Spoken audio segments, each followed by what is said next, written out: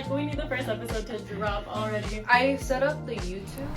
Cool. Hello. Cool. Welcome back. Welcome back. New year. We're still broke and we're still here. We're outside now today.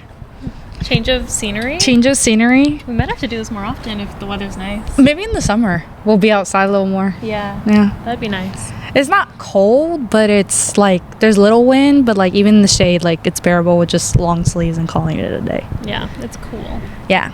Yeah. Yeah. All right.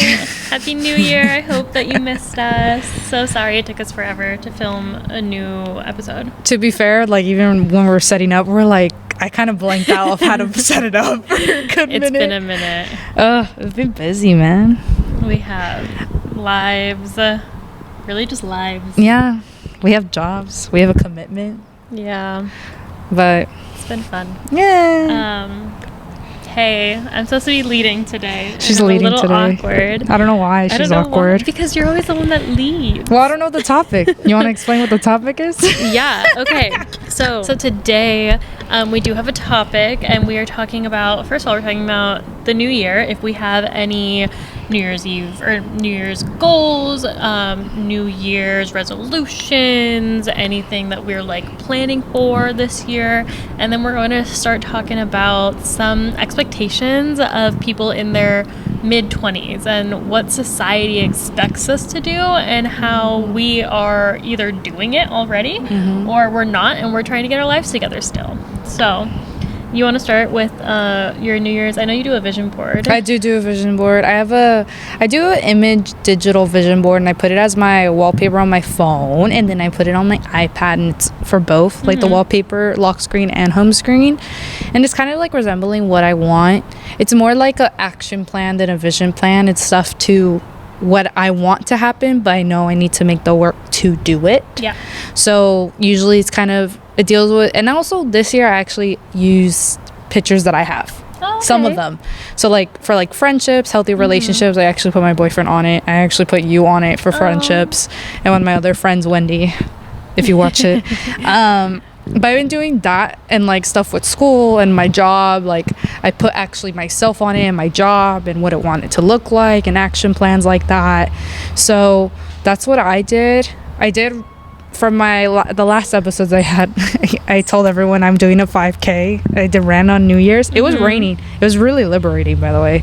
But I did run it. And my goal was to do it under 30. I actually did it at 27 minutes. It's insane. At like the middle of the night. You're full on adrenaline. It was like 3,000 people too. It was really cool. I'm really glad I did it even in the rain. Shout out to my other friend who went with me. And honestly, it was really cool. I'm really glad I did it. I probably will do it again this coming year. Okay. That sounds like a lot of fun. It was fun. Yeah. It was psycho. Okay. I know you sound, I'm psycho. Yeah. Do you want to tell the people some of your vision board? I mean, or you want to keep it? It's kind of not broad, but it's like focusing on different categories. So like there's healthy relationships and like little sayings for what it looks like. Then also for adventures to like, and then after that goes to like my career. What did that look like? How to do like with saving and financials, like how I want that to look like. Okay. Same thing for like other dreams that I have that I want. Kind of like that. It's like just based on your interest, because like I don't want to go too in depth because like every vision board is different for people. Yeah. Like they all categorize certain things based on what they're looking for in their life or what they're doing now with their life. So I think that's kind of like a generalized way I did it. It actually was 2 slides. So then I had to combine the slides together to make it into one long one. Yeah. So I could see everything at once. It's just kind of a good like remembrance too. Like what am I doing? Yeah. And what I'm trying to look for in the future. Obviously some of the vision board I feel like does actually go and adapt versus like other ones I'm like like it happens or like I'm about to have that started. Okay. If that makes sense. Yeah. Okay. Nice. I do not make a vision board. I do not make resolutions because I never keep to them. I just have general like goals for the year, So my goal this year is to move out. So sorry to mom and dad. I am moving out this year for sure. I keep saying that. And then I'm like, ugh, it's so expensive to move out. Life's but expensive. Life is expensive, but with moving out means that I need to become more financially responsible. So that's obviously a really big one. Trying to get, I think this year, I started it last year, but I wasn't so like heavy on it, is focusing on like my retirement and my savings and things like that. I still have yet to figure out what my retirement money looks like, what my pension, any of those things, right? My savings. So I'm trying to be more financially literate. Let me do that with you, because I also need to do that. Yeah. Please. Yeah. So I'm trying to be more financially literate so then I can be more financially responsible to move out and not feel like I'm going broke every month, because I could afford it if I spent less money on the stupid things. So that's my big goal for 2026. Nice. And all of that actually kind of brings us to the expectations of people in their mid 20s. So I ChatGPT'd this, okay? And it actually said, I said, what are societal expectations of people in their mid 20s? And ChatGPT started with, oof, this is a loaded one. What's the loaded one? I don't want to start loaded. Like, this is a loaded question, is what it was saying, sure. You know? I was like, what's loaded? So society, according to ChatGPT, puts people in their mid 20s roughly anywhere from the ages of 24 to 27. So that is quite literally still us. I'm considering us now late 20s, but whatever. Yeah, well, so we're just gonna keep going. So they have different sections. ChatGPT actually sectioned this out, starting with career, money, independence, relationships, emotional maturity, identity, and lifestyle. So we're just gonna go through them, kind of talk about them. You sound like a teacher right now. I know. I like it. You're kind of living them. I kind of got into just like work mode, and this is how I'm going to start talking going through this as I lead today. So career, have a real job, not just a job. Be clear on your career path or figuring it out in a respectable way. Start earning enough to be financially independent, and stop being seen as entry level but not yet an expert. So I know that you and I were talking before this about career paths and figuring it out. Mm-hmm. Do you want to share or start us off? Sure. Damn, how do I start it? Even though we just talked about this, and then that was easier. But I think right now I'm in the stage of my life, like, we're actually transitioning a lot in my job, because like learning like new sites and stuff, and of like what we're going to use that could benefit us in the long run. And I'm just thinking about myself globally. I actually had a conversation yesterday with my parents, and just like, what else can I do that could benefit all my skill sets to like bigger things that could help more than just one school or department or company, whatever that may look like. So like thinking about potentially going in like project managers, or being an organizational developer of like building these programs that like some people need, but building that structure that could make them successful, whether it's in higher education and working with college students, working in eventually maybe the pro leagues and like sports leagues, because I do have like a heavy passion, since now I'm working in athletics again. I forgot how much I have the adrenaline rush still just watching and being around it. So we're just like kind of exploring options of based on my skill sets and going on. And obviously I'm in school right now, my doctorate, and it kind of leads to one that we'll probably talk about later, or maybe we'll just jump around. I don't know. But I might as well jump around. There's one that was identity, and just kind of like finding your identity, right? Yeah, kind of trying to figure out who you are as a person. Yeah, I don't know anymore. No, I know who I am, but I think I've been learning recently, as I'm in my doctorate program, having now an uncertainty if it is actually right for me or if I should continue. The only reason I say this is because I've been so invested in who I need to be based on expectations and reality from past events or from past family members that said that I'm exceeding so much and we thought you were going to fail and whatever, all that crap, versus like to who I want to be, and forgetting that I have other interests. And I think in my doctorate currently, I feel like I'm losing a sense of myself, being so invested in something that I'm now, as I learn, I love learning. I love school. I'm a geek. I actually like this stuff. But I'm learning, like, is this actually what I want to do as I'm learning what I could potentially go into. And like, you know, it made me really sit with myself and also have a crisis and have mental break now a couple times of just like, damn, I don't know anymore. And I forgot, like, again, I felt like I lost a lot of, or forgot I have other interests and dreams I want to do that look like side hustles. And I was talking to my partner about it and her about it, and it's like, I'm saying like a side hustle is like a bad thing, when it's like, it's not. It's part of something that I'm interested in, though, that I want to invest in, you know. It's an investment that I want to do. So right now I'm like in that weird limbo phase for some, like, now, just like deciding if I am actually going to continue this program or maybe begin to change a different directory of my entire career to be able to implement new things that could benefit things worldwide, as like maybe a program manager, or just finding other positions that I feel like could help me grow more and developing programs for another school or something like that. So that's where I'm at. Thanks for coming to my TED Talk. I am signing off. Just kidding. She's not signing. For myself, I think I'm a lot. I take that back. For myself, I feel like I am a little more definitive in where my career will be. I know that I want to stay in higher education at the collegiate level. I want to be able to work in a role that makes changes and does action, so some type of director role. I know that that's where I want to be, because I kind of attribute this to being a chismosa a little bit. Like, I just love being in the meetings that like make decisions and like you know, talk about these discussions. You're heavy chismosas because you just sit in, and if you're just listening, holy shit. I just love, and then you get to tell someone else, like your boyfriend, holy shit. Right. Like, I just love being in the room that like decisions happen, and I want to be able to have the power to make decisions. Obviously with more power means more responsibilities, right? Yada, yada, yada. But that's where I want to end up being. I want to end up being in a position of power to make decisions that can actually change the way that we work and the way that the systems are created for the better. So that's where I want to be long term. I've seen a lot of TikToks and a lot of posts where it's like, oh, in your 20s, it's okay to change jobs like every 2 to 3 years, you know? And I think we're both coming up on that, like 2.5 year mark.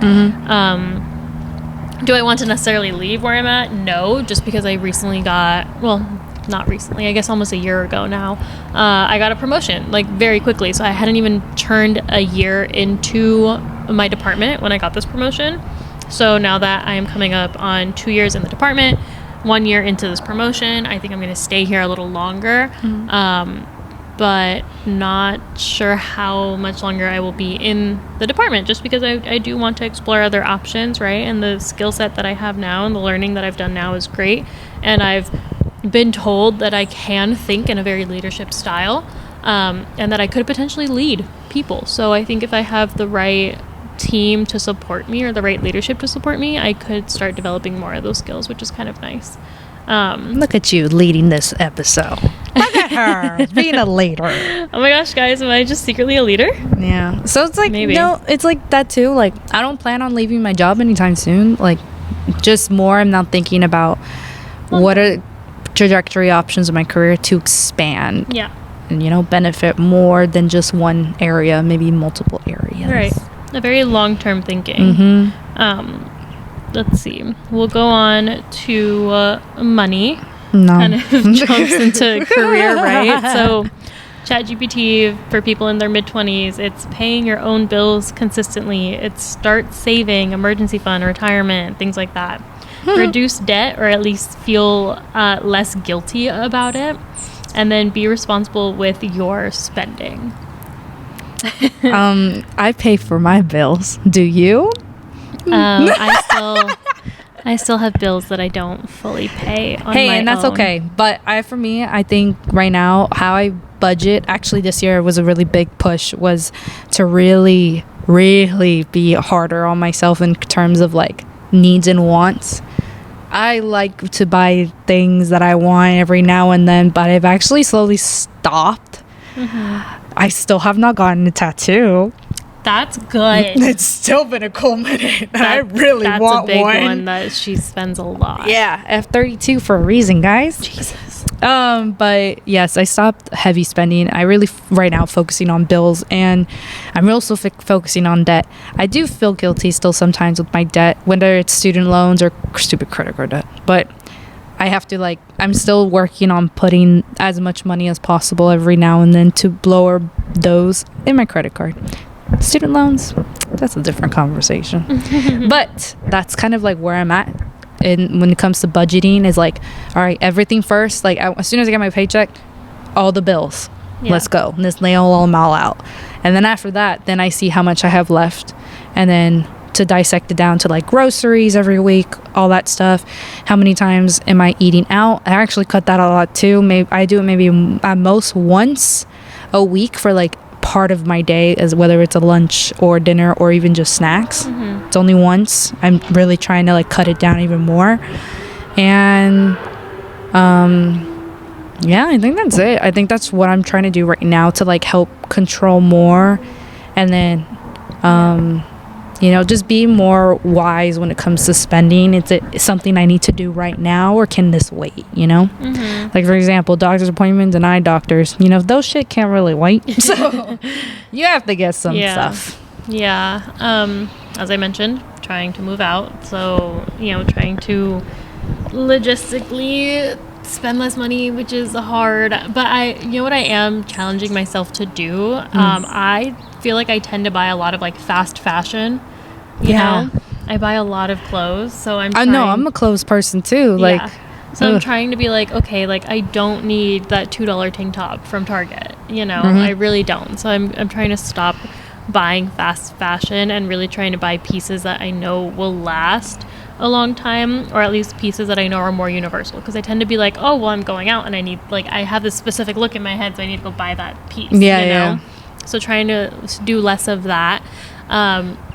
My paycheck, all of my bills that I do pay, I should say, because there are some that I don't, but all the bills that I do pay, those come out automatically, and I have it on my calendar, so that way I know which bill comes out every month, and I get an email when I get that bill comes out and it's paid. So all of my subscriptions, which is Netflix and Disney Plus and all that, my student loans, that comes out the minute that I get my paycheck. I immediately put the money that I know, a big lump sum that I know roughly my bills equal, put that into the bills pile, and then I put money into my savings so that it stays there.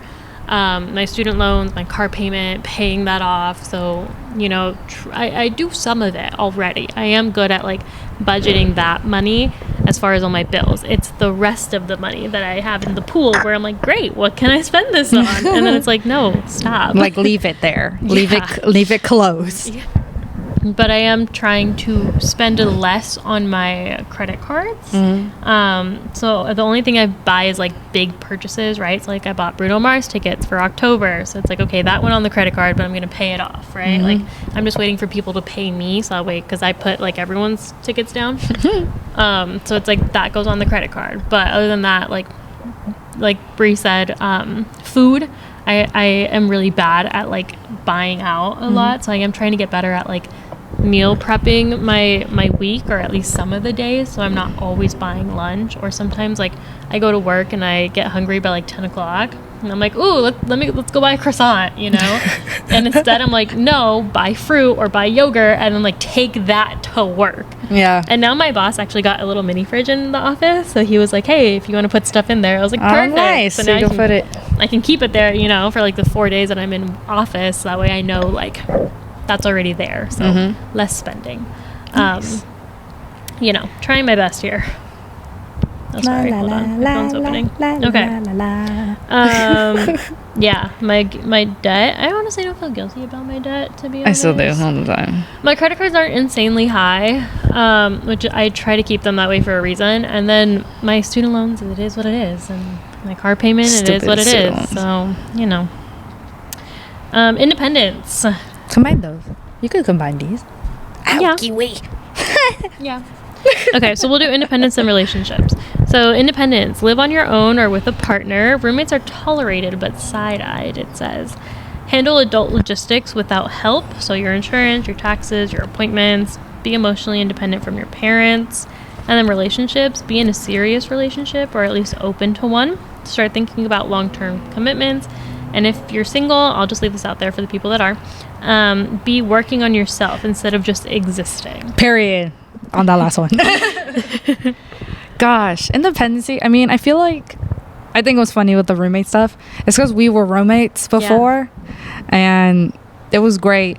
And since then, I feel like I could never have any other roommate unless it's gonna be like my boyfriend if we ever move in together, because I feel like I only could tolerate certain people. I feel like I can't do a stranger. I'm sorry.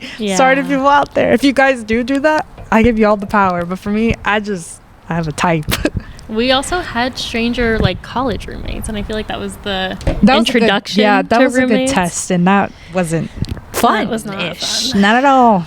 But emotionally parent for your parents, I think it's true. Like we both live at home, but like the dynamic I have with my parents, it's kind of like a routine set thing. It's kind of me just living in my room, in my space. I give them rent, obviously, and then I do my part at the house because I am in the house and I still use the house. So every Friday when they're at work, I clean the entire house. I wash my dog when it's warm enough. I clean every now and then I also maintain my own groceries, my own stuff, my own routines, whether it's gym to like workout classes to seeing friends, seeing my boyfriend. I have like a separate life outside of it, but I still hang out with my parents every now and then. Or for example, if they want to go out and they need someone to babysit my brother, like I'll like stay home and do that because it's fine, you know. But it's like being independent in my own space but sharing a space with my family. What was the relationships I am in a serious relationship, or I guess I would hope so. She is too. Shut up. I know, but like anytime like you talk about your relationship, me and my partner are always like it's because like I've been so out of I hate people. So the fact that I like this one, you're lucky. But we would hope it's long term. I believe and feel it is very long term, very serious.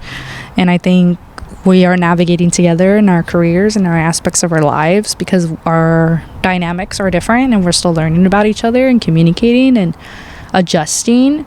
We've had butt heads every few things, but you know what's different is that because of toxic relationships, you usually throw down and fight. Yeah. This one's they're just really just intense conversations, and you're just still conversating about things. He's a couple years older, right? Yeah, he is. Okay. He is older. But I think it's funny. That's like something I'm like not new to, but I'm also like, dude, this is so calm. Like the argument's kind of calm for me, low key. Yeah. But no, it's kind of nice. We're kind of learning the dynamics with it too, and we're kind of long distance, so there's also that dynamic. Medium distance, yeah, kind of per se. Like he's a like out or two away, but obviously I can't see him every day. I wish I could, but you know, we also are navigating those dynamics as well of what works, and sometimes he has to work more, I have to work more, you know, we have to prioritize certain things that are for ourselves and our career, so we are adjusting that as well. Do we get upset about certain times, like not being able to see each other as much? Sure, yeah, obviously, but you know, we have to think about our priorities before that, so I think that's definitely nice, but it's also adjustments as we make. Yeah. What about you?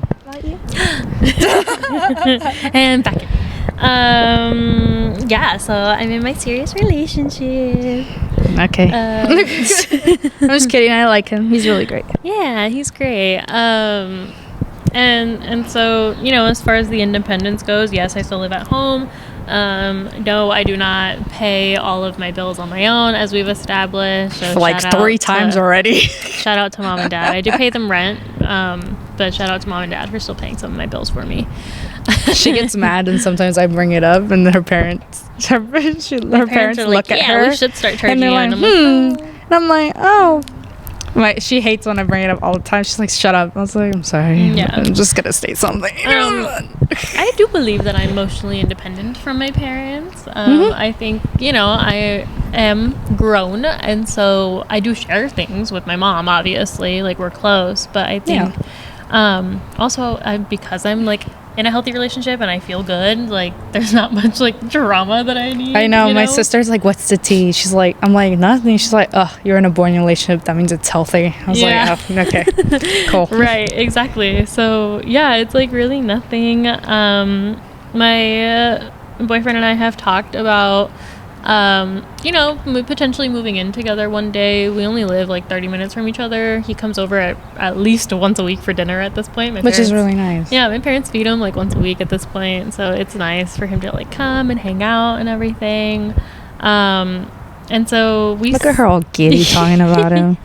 We see each other as much as we can, but it is hard because our work schedules are so different. Like I work during the day and then he works nights and weekends. So it is hard for us to be able to do like more coupley things when it's like, oh my God, like, the Saturday like thing is happening and he's like, I gotta get to work by 3, and I'm like, that kind of ruins the day. Yeah, because nothing's really open until 11 on a Saturday. So yeah, navigating that, but that is temporary.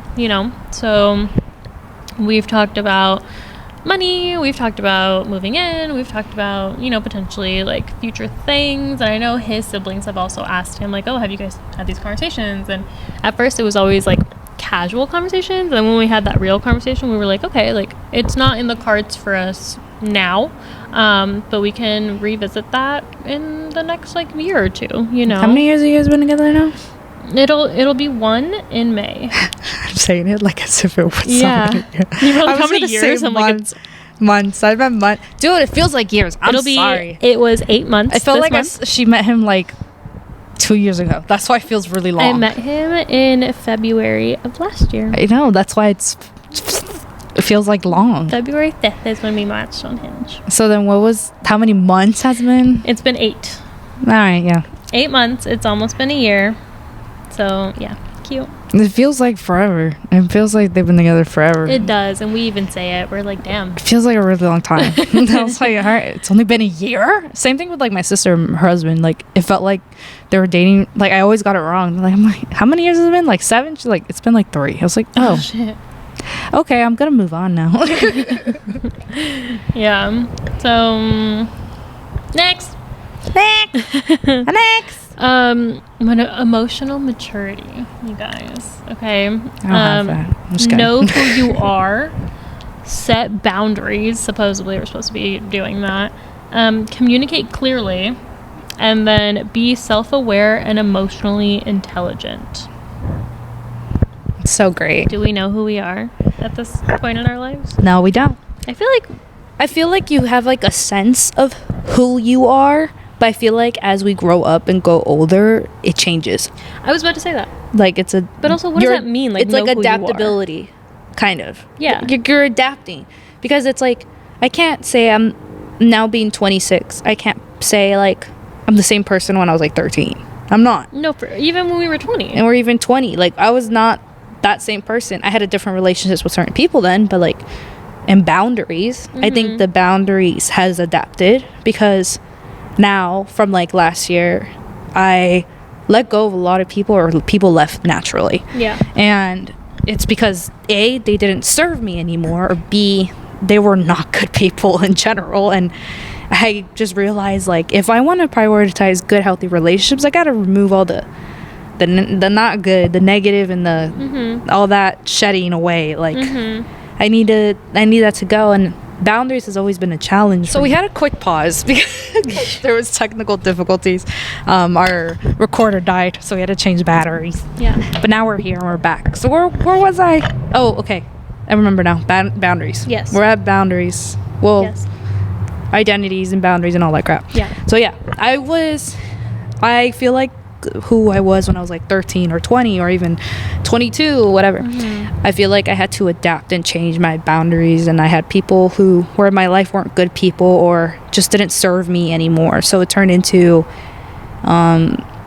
realizing that, and also the fact that like I want these healthy relationships, I got to remove things that aren't serving me or just aren't good for me, and they're draining me more than uplifting me, These people around you, whether it's in a relationship, in a partnership, to friendships, to family even, you need to think about, are these uplifting me or they're trying to kill me?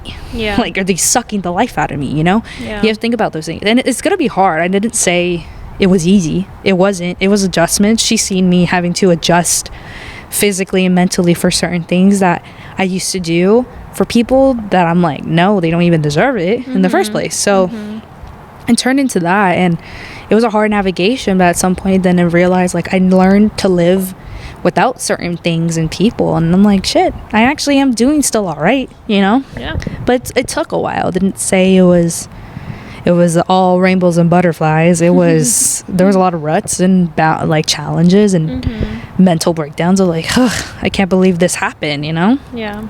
It's like really focusing on the reality of the situation when you focus on so many things of the idea of certain things versus like what they are truly.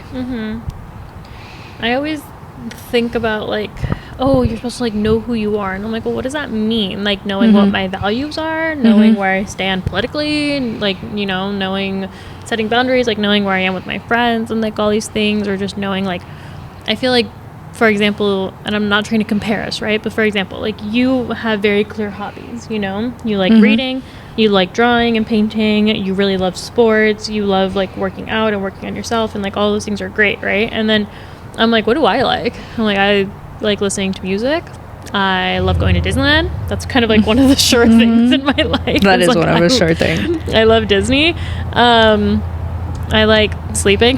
Like, I don't know, you know? And so it's like, okay, is that part of knowing who I am? And I'm like, well, I don't want to make Disney my entire identity, which I don't think it is. No. But ironically, I'm wearing a sweater today. Whatever. She's branded. But that is very much like part of my life, you know? And I think I have just accepted the fact that I am a Disney adult, and that is part of who I am, right? But it is a very like almost like healing type of thing. No, you know, it's valid. when they say that Disney is for adults and it's not for children, it really is, because I think it's for all those kids that just want to have fun and like feel I don't want to say feel safe, but just feel happy. It's healing. You're healing your inner child. Yeah, The part of that. And then I say that, and I'm like, but I didn't have a bad childhood. But it's more like you're going into the areas that make you feel like happy and seen. Again. Yeah, like a kid. And you like to feel that kid-like energy. And that's totally fine. Yeah. So in terms of that, I am definitely while in my relationship, there are parts that I am healing that I didn't realize hadn't healed. Oh yeah, that's so new right now. Dude. Like my God. Like I thought I was okay. No, yeah, same. No, but then I even talked to my sister and she's like, dude, trust me, my husband, her current husband was like, her only one. Sorry, Devin. You are the only husband. I'm so sorry. But her husband, shit, I'm used to saying current, I'm sorry. But she realized when they were just like dating and together that she was like, oh shit, like there's a lot of shit that's unraveling that I forgot, or like it's unhealed. Yeah. And I'm like also like now understanding what she meant, because there's certain areas that without realizing I'm like, yeah, oh shit, my body's reacting a little differently because it's not used to this. And like it's like what I learned recently is that I emotionally monitor. Oh. So what that means is like, you know how I always say like, are you okay, is everything okay, like all this stuff. So that's me emotionally monitoring. Yeah. Because I'm used to like a certain trauma. If like someone goes quiet or their mood changes or even the voice changes, I think something's wrong. And I have to like make sure everything's okay, or if I do something it's gonna be bad or it's something negative's gonna happen. So like for example, like my boyfriend, he did mention to me, he's like, sometimes you say a lot of like okays and I'm sorry's too much, like to like, you know, we're fine. Yeah. But it's me realizing, and I also taught him that recently. I'm like, I'm most emotionally monitoring such a trauma response. Yeah. Because I'm just like I'm just thinking if someone's mood or energy changes or they're too quiet, it means that they're upset with me. And I'm like, but really this time it's more like, no, we're fine, we're just here. Yeah. And I'm like, well, there's a lot of stuff. Yeah, I thought that I was fine. I thought that, okay, you know, this was years ago, I was cool, I had gotten over it, and then recently I was like, oh, I feel insecure and I don't like this. And so like we talked about it and I was like, look, this is how I'm feeling right now, and I think I'm realizing it's because of prior experiences in relationships where like my gut feeling was right, you know, as much as I was like gaslit to believe it was wrong, like I was proven correct, unfortunately. And so now like being proven that like, no, like we're safe and it's okay and I'm gonna communicate with you, and I was like, what? Like, are you sure? Yeah, it's like we're used to chaotic spaces.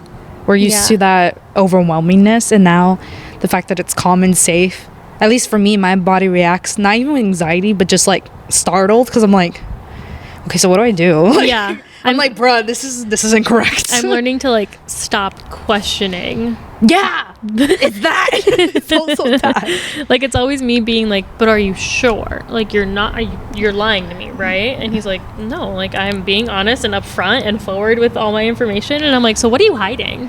Like, seriously, like, do I need to go through your phone right now? And he's like, if you want it, like, take it. And then I'm like, no. It's even like when I mentioned this to you earlier, like how I'm used to making sure the other person's okay and like they're happy with what we're doing. It's like what they want to do sometimes a little bit, but it's also a mixture. Like, I also want to do this, and then realizing like I don't say enough of what I want to, and like knowing that it's safe to say it, because I used to be the type where I don't say anything. I'm like, no, whatever, like I'm happy, like we're enjoying this time together.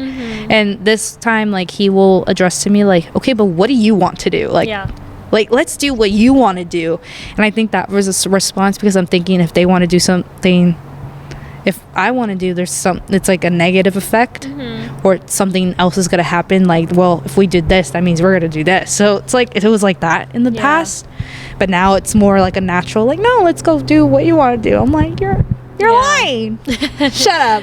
Yeah. And I'm also realizing that even, you know, he has some traumas that he's going through as well. And so recently, I don't remember what the conversation was, but he was like, no, like I was like, are you sure, like we don't have to talk about this, like it's okay, you know, if you just need time to kind of like your space. And he's like, no, like I feel safe with you and I feel comfortable to open up and be honest and feel no judgment. And I was like, absolutely, like there is no judgment, there's nothing but honesty and positivity here.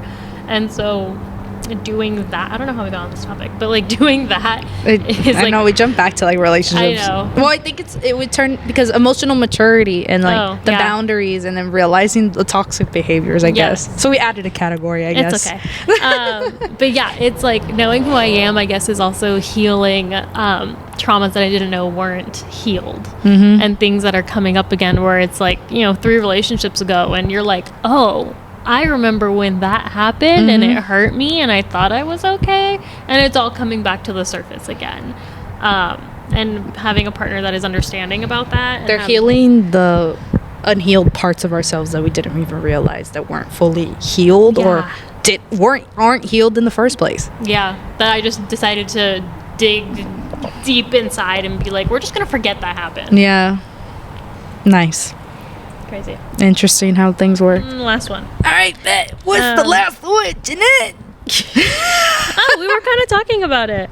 But having a defined personality, values, and goals, being healthy mentally and physically, having hobbies, friends, and a social life, and then appear like you're not floundering. What does that mean? Can you give me more context on floundering? It says reality. Everyone is floundering. Some just have better Instagram lighting. Oh, that was a bar. Damn, ChatGPT. All right. I think for me, I agree. I think I'm very focused on my healthy lifestyles. If I'm being honest, like before this, I did work out. I did, but I didn't push as much as where I'm at right now. I think I feel healthier, managing, and also I found a community where I actually go see on a frequent basis of working out, and it's like a community that my friend created that I love, and I appreciate her too. She's really cool, and I have a run club. I think it's because I found communities of my interests, which really helped me, and I feel like this is probably the healthiest I've been, even body wise, and my back to tone muscle, which is pretty cool because that's what I wanted in the first place.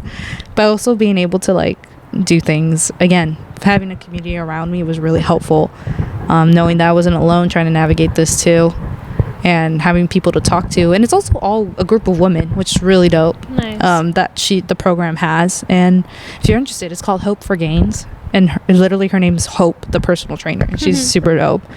But what else was there? Have hobbies, friends, and a social life. Appear like you're not floundering. Have a defined personality, values, and goals. I think I still am learning. I mean, I know I have values and set goals for my life. I think they just keep adapting and changing. Like how we've been dressed in my career. Like I have these directions I still want to do and side hustles I want to do. But so they're adapting, I would say, because they're still in the same goals of like I want more, but adapting to what else I could do and figure those things out and still enjoy life. You know, sometimes I still go too heavy on work and school mode where I forget about the life part.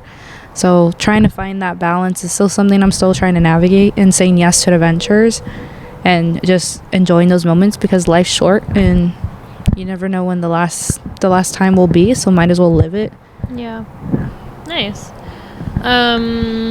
For me, I know I talked a little bit about like having hobbies and stuff, or a social life. I'm your social life. Yeah, but sometimes you're far. I know, it's true. But I mean, you have a social life with your coworkers and like hanging out with them and going out. I do hang out with my coworkers, obviously my partner. I don't know if you saw my TikTok recently.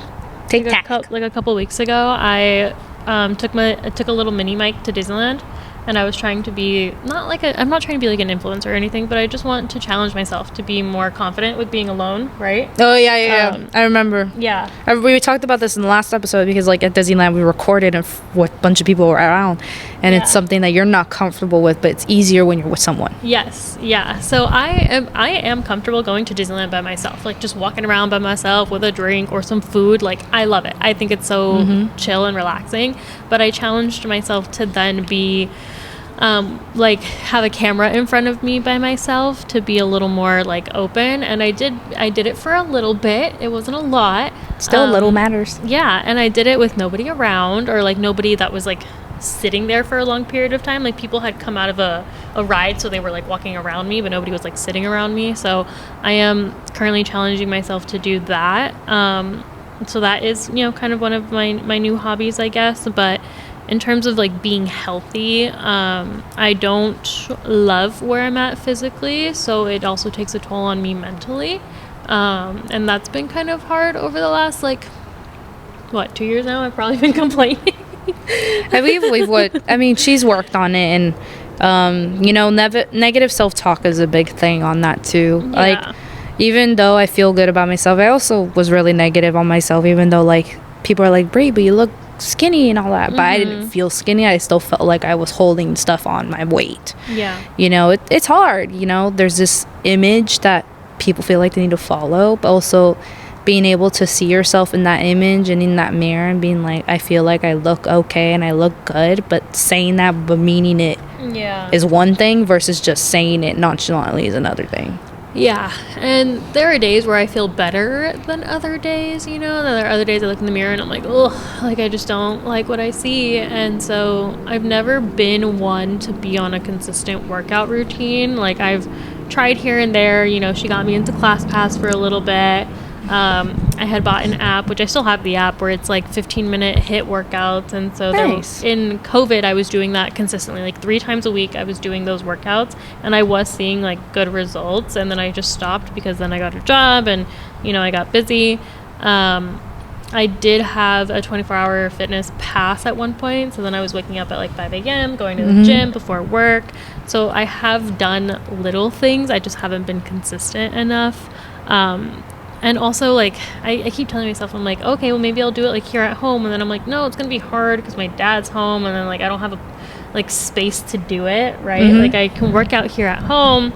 But then do I have the motivation to get up when I can, like, sleep on my bed, Yeah, it's a niche. It's like a niche thing. And then it's like, I'm trying to cut down on my spending. But then it's like, well, I got to pay for a gym or I got to pay for ClassPass. And, then it's like, okay, where's my give and take, right? So I keep finding excuses for myself. Running is free, hello, but like I don't like running. Like that just doesn't sound like fun to me. So I just have to find something. But yeah, my physical definitely takes a toll on my mental, and so those are 2 things that I got to work on. And my partner's been really good about like, hey, if you want to come to the gym with me, you know, I can take you once or twice, right? Just for you to kind of feel what it's like. And then he's like, and then we went on a hike recently and I was like, damn, I'm out of breath. Like, I should not be out of breath for my age, you know? So I don't know. I got off track, but yeah. No, we're at good topics of like figuring it out. Like, no, that's not a bad thing, you know? I feel like you're still trying to find what works best for you. Yeah. In your areas and also interests, because not everyone likes to do fitness shit too. Like, there's probably more people out here listening that don't like it either. And it's like finding the right things that work with you, but also what you like to do. So it's just like figuring those items out in a well balance where you feel like, okay, yeah, I think I'm gonna try this and I think this is gonna be the right suit. Yeah. I think I just need to fork up the money for Pilates. I really like reformer Pilates. I found that I really do enjoy it. Class pass. Maybe class pass, but it's like if I want to go once a week, I think class pass credits are once a month. But they roll over. Yeah. So I don't know. We'll see. But I did see in our insurance we have gym memberships to use everywhere. That's like, I have to show you because Calper showed, or at least my insurance showed me, and I'm like, oh shit, I've been paying $90, but with my insurance I could only be paid $34 and I could use whatever gym possible a month. Oh, okay. Yeah, we'll have to show you. Yeah. So it is kind of nice that we work in the same system, so we can get some of the same perks.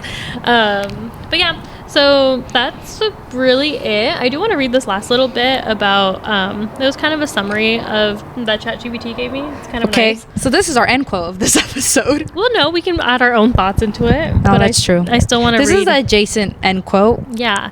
So ChatGPT said, the quiet truth, your mid-20s are wildly considered one of the most confusing and pressure-filled life stages. Yeah. You're expected to be stable without having experience, independent without support, confident while still becoming yourself.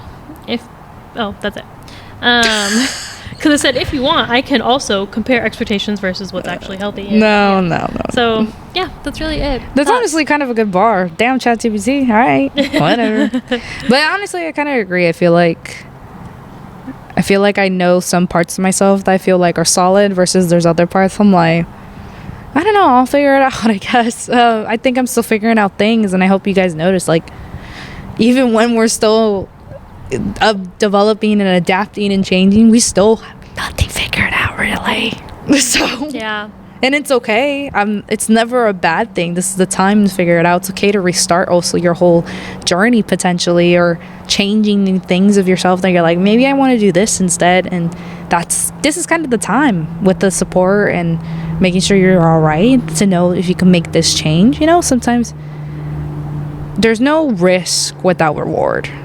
So it's taking a lot of risk. I think my dad said that to me yesterday, having the conversation about whether I'm staying in school or not. I think he's right, is that sometimes everything takes a risk. You have to risk some things of just like making these decisions with trying to do this, and you know, it's your life and it's these decisions. And he's right, like all of it comes with some risk, but at the end it's like, what if it's better than you realize? Because sometimes our first mindset is like, what if it's the wrong decision? But it's like what he said, what if it's the right decision?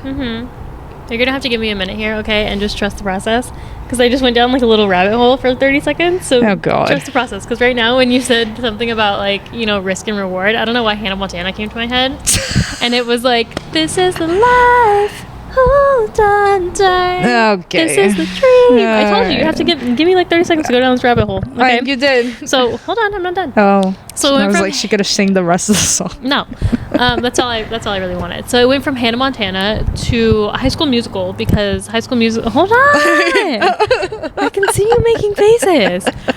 So High School Musical is turning 20 this year. 20th anniversary. Oh my god, we're old. Okay, exactly. Thank you. That's where I was going here. Oh god. It was just a box. Cool. The wind.